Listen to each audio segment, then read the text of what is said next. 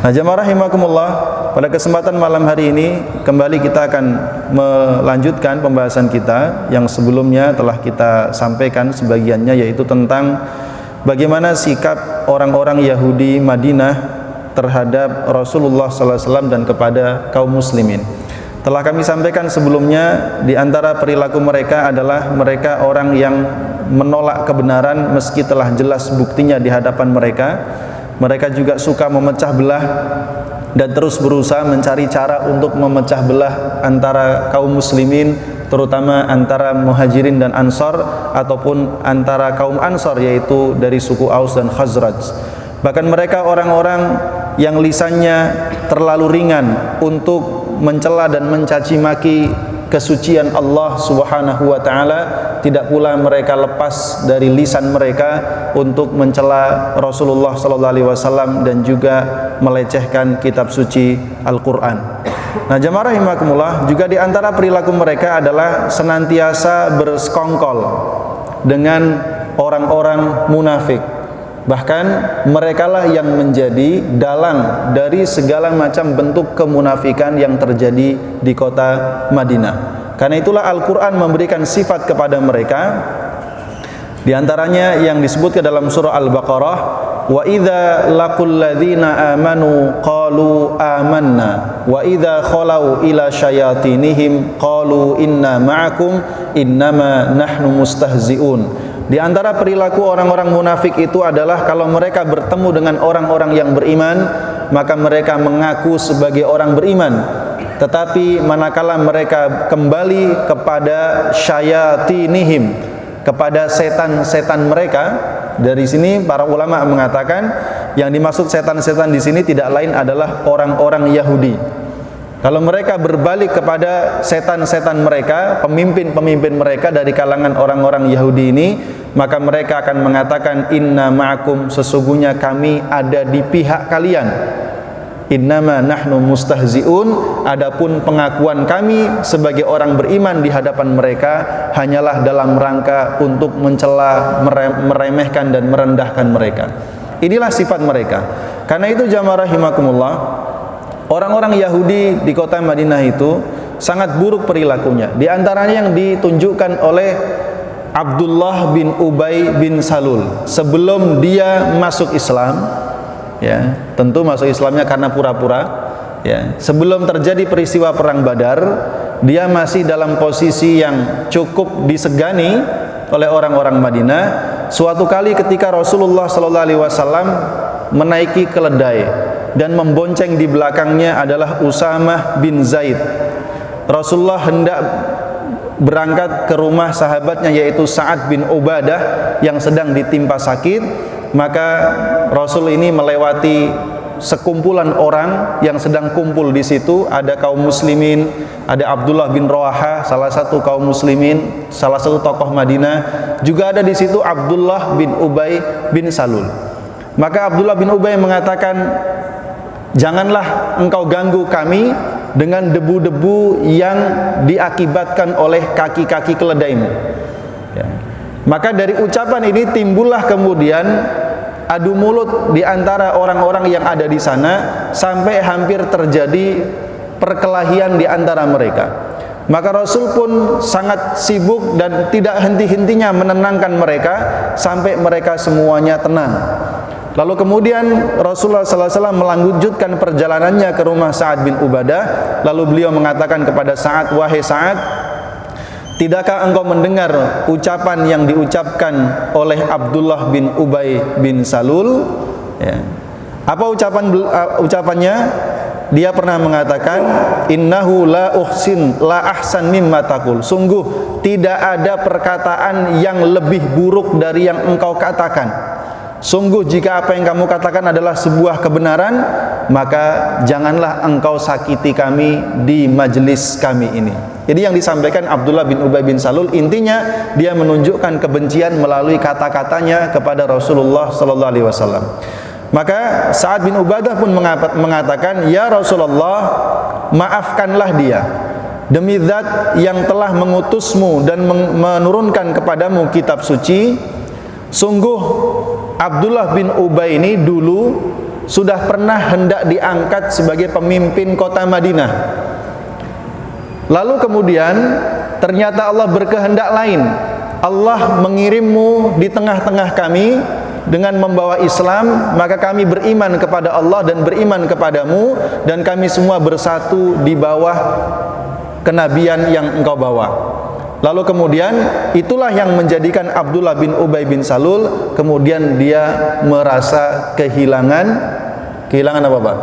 Kehilangan kesempatan untuk menjadi pemimpin Madinah. Itulah yang menjadikan dia kemudian timbul dengkinya, timbul iri hatinya, timbul permusuhannya, sehingga nanti ketika terjadi perang Badar, kaum muslimin diberikan kemenangan oleh Allah Subhanahu wa taala, maka Abdullah bin Ubay ini dengan beberapa orang munafik lainnya pura-pura masuk Islam karena takut dengan kekuatan kaum muslimin.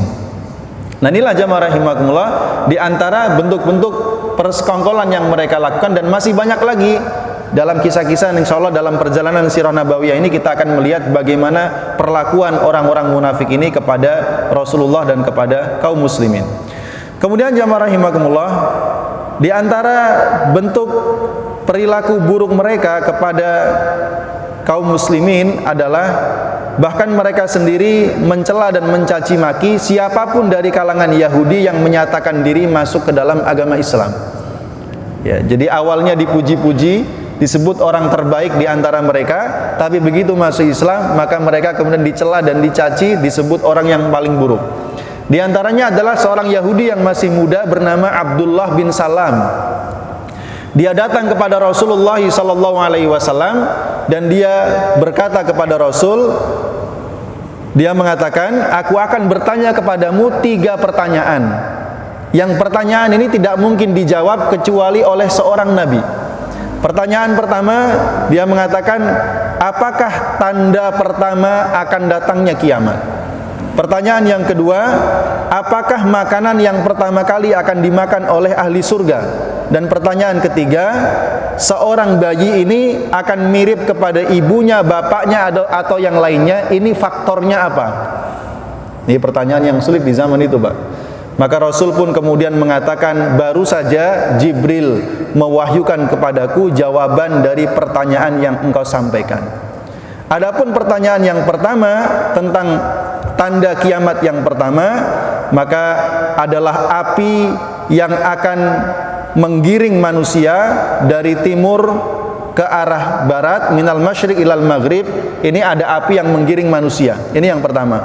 Pertanyaan kedua yang dimakan pertama kali oleh ahli surga adalah faziyadatu kabidi hutin, yaitu kabid, limpa dari seekor ikan.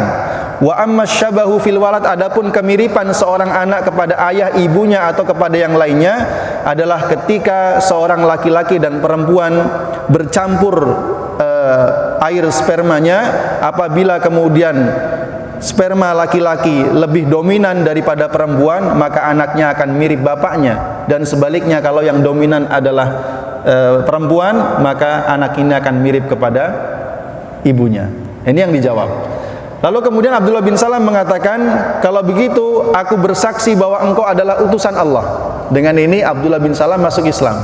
Lalu kemudian dia mengatakan, ya Rasulullah, sesungguhnya orang Yahudi itu kaum yang banyak dustanya, dan mereka pasti akan mendustakan aku kalau aku masuk ke dalam agama Islam dan mereka mengetahuinya. Maka tiba-tiba serombongan orang-orang Yahudi datang ke rumah Rasulullah SAW, maka Abdullah bin Salam pun kemudian masuk ke dalam rumah. Ya. Lalu kemudian Rasul bertanya kepada rombongan Yahudi ini, menurut kalian bagaimana kedudukan Abdullah bin Salam di antara kalian? Maka mereka mengatakan, dia orang yang terbaik dan putra dari orang terbaik di antara kami. Lalu kemudian Rasul bertanya, bagaimana menurutmu kalau Abdullah bin Salam masuk Islam? Maka mereka mengatakan, semoga Allah melindungi Abdullah bin Salam dari keburukan tersebut. Maka tiba-tiba Abdullah bin Salam keluar dari dalam rumah dan dia mengatakan, asyhadu alla ilaha illallah wa asyhadu anna Muhammadar Rasulullah. Maka semua orang yang hadir mengatakan, kamu adalah orang yang paling buruk dari kami dan anak dari orang yang paling buruk di antara kami. Nah ini Jadi mereka memang tidak menerima siapapun masuk ke dalam agama Islam.